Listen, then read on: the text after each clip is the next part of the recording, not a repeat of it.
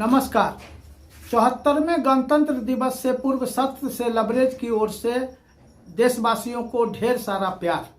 कल 74वां गणतंत्र दिवस मनाया जाना है, लेकिन रेणु माटी क्षेत्र जो दूर दराज का इलाका है, हालांकि रेणु जो नाम है, जो काम है, जो कर्मभूमि है, जन्मभूमि और कर्मभूमि रेणु का फारबिसगंज अनुमंडल की स्थिति क्या है, या लेखनी साहित्य जो कृति है वो जापान तक, पूरे विदेशों तक फैली है। रेणु माटी की सुगंध साहित्य के क्षेत्र में विश्व में विख्यात है, लेकिन यहाँ के लोग काफी परेशान हैं।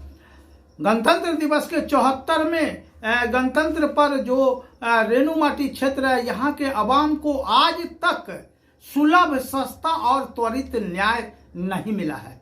यहाँ अब पिछले 14 वर्षों से फारबिसगंज और सहरसा रेलखंड का अमान परिवर्तन के बाद जो ट्रेनों का परिचालन है वो नहीं होने से मिथिलांचल और सीमांचल दो भाग में विभक्त है।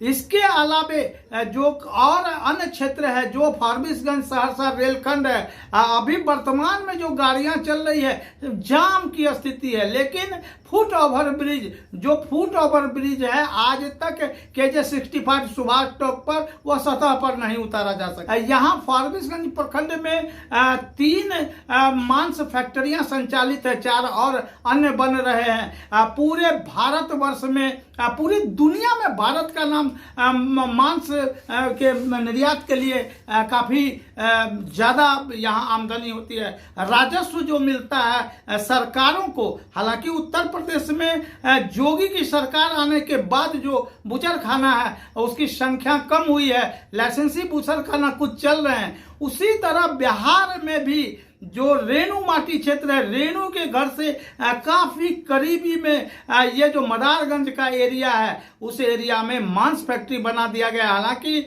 जो राजनीतिक दल है उसके साथ साथ वहां के अवाम ने वहां पर आंदोलन किया, मुकदमा दर्ज हुए, बावजूद इसके इतनी अधिक राजस्व की प्राप्ति बिहार सरकार को होती है कि वो लाइसेंस दिए हुए है, जबकि स्थानीय विधायक ने इस मामले को विधानसभा में कई बार उठा कि इस कारण वायु प्रदूषण हो रहा है और जल प्रदूषित हो रहा है। लेकिन जो जांच के नाम पर, हालांकि सत्य से लबरेज ने भी इस मामले को उठाया, उन्होंने खबरों के माध्यम से और शिकायत के माध्यम से जो नीतीश कुमार इस मामले में संज्ञान लिया, कई बार उन्होंने चीफ सेक्रेटरी को और भी पदाधिकारी को, अररिया जिला के जिलाधिकारी को इस मामले में निर्देशित किया, लेकिन घाट धाक के 3 पात वाली स्थिति है। तो कुल मिलाकर के 74वां गणतंत्र मनाने जा रहे हैं और यहाँ की आवाम को सुलभ और सस्ता न्याय नहीं मिल पा रहा है। हालांकि कोर्ट बनकर तैयार है, फारबिसगंज में अनुमंडल व्यवहार न्यायालय बनाया जाना है। डेट कल की तिथि ही एक तरह से घोषित थी, हालांकि औपचारिक रूप से अभी बताया नहीं जा रहा, लेकिन काफी लंबे जद्दोजहद के बाद इस क्षेत्र की परियोजना गायब है। यहाँ लोग व्यवसायियों का पलायन है, यहाँ अधिकारियों का दादागिरी है। एक तरह से आप कहें तो सुनियोजित लूट होता है। यहाँ पर प्रतिबंधित लॉटरी चलते हैं खुलेआम, ऑनलाइन सट्टा चलता है, नशे के कारोबार चलते हैं। सीमा पार नेपाल से यहाँ पर जो भारत विरोधी शक्तियां हैं पड़ोसी राष्ट्र में, वो सीमांचल में रेणु माटी क्षेत्र के युवाओं को एक अंतर्राष्ट्रीय साजिश के तहत नशे के आगोश में भेज रही है। कई ऐसे मामले फारबिसगंज में सामने आए हैं, लेकिन पुलिस प्रशासन की जो कार्यशैली है वो कार्यशैली ठीक नहीं है। खाद का यहाँ कालाबाजारी होता है। अब देश की रीढ़ किसान के साथ अन्याय हो रहा है। पैसे देने पर भी नकली खाद मिल रहे हैं, नकली खाद बन रहे हैं, नकली बीज बन रहे हैं। पकड़े जाने पर अमूमन एक मुकदमा दर्ज कर लिया जाता है, लेकिन चूंकि 2 भागों का, एक पुलिस और एक कृषि विभाग का, दोनों का आपसी सामंजस्य नहीं है, इस वजह से यह एक दूसरे भेंट चला जाता है, कार्रवाई नहीं हो पाती है। ठीक इसी प्रकार फारबिसगंज सहरसा रेलखंड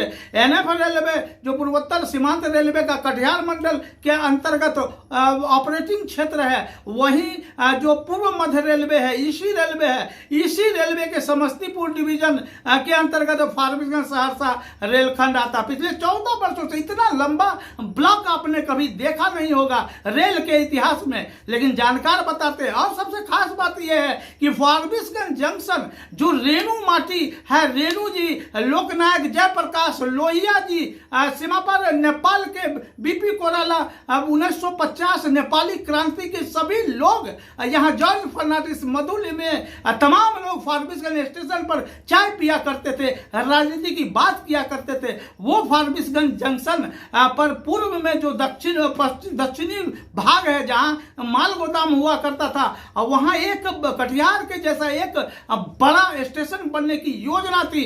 जीएम और डीआरएम ने फारबिसगंज में, पिछले पूर्ववर्ती जीएम और डीआरएम ने यहां एक नक्शा प्ले किया था।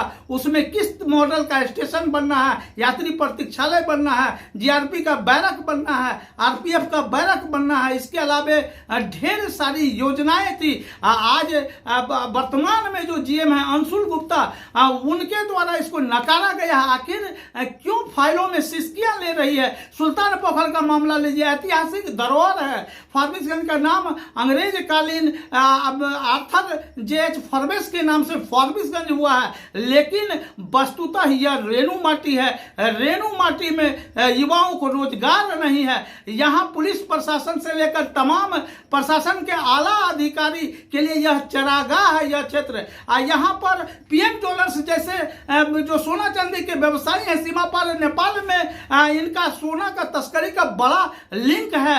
विराटनगर से फारबिसगंज से कलकत्ता, पिछले दिनों भारत नेपाल सीमा जोगबनी पर पति पत्नी के समेत पीएम ज्वेलर्स के लोग गिरफ्तार हुए थे। तो एक सुनियोजित साजिश है। हालांकि जॉर्ज फर्नांडिस के चलते भारत नेपाल सीमा पर एसएसबी की तैनाती हुई है, बावजूद एसएसबी आज पुलिस बन चुका है। तो लबोलुआब यह कि फारबिसगंज सहरसा रेलखंड बनने के बाद फारबिसगंज का भाग्योदय हो सकता है। पूर्वोत्तर राज्यों से सीमांचल मिथिलांचल एक होकर पूर्वोत्तर राज्यों से संपर्क हो जाएगा, सीधा संपर्क रेल मार्ग के जरिए। सीमा पर नेपाल से भी हमारा बथनाहा विराटनगर प्रोजेक्ट अभी तक पूरा नहीं हुआ। अधिकारियों की लापरवाही से ज्यादा जनप्रतिनिधियों की उदासीनता है। यहाँ जनप्रतिनिधि जो है वो जनता के लिए, जनता के हित में, जनता द्वारा ये जो लोकतंत्र की प्रस्तुति है, लोग कहते हैं। ऐसे अरस्तु ने कहा था कि लोकतंत्र मूर्खों का शासन है। लगता है रेणु माटी में अरस्तु की ये बातें आज भी प्रमाणिक है। सच से लबरेज के लिए मैं प्रदीप साहब।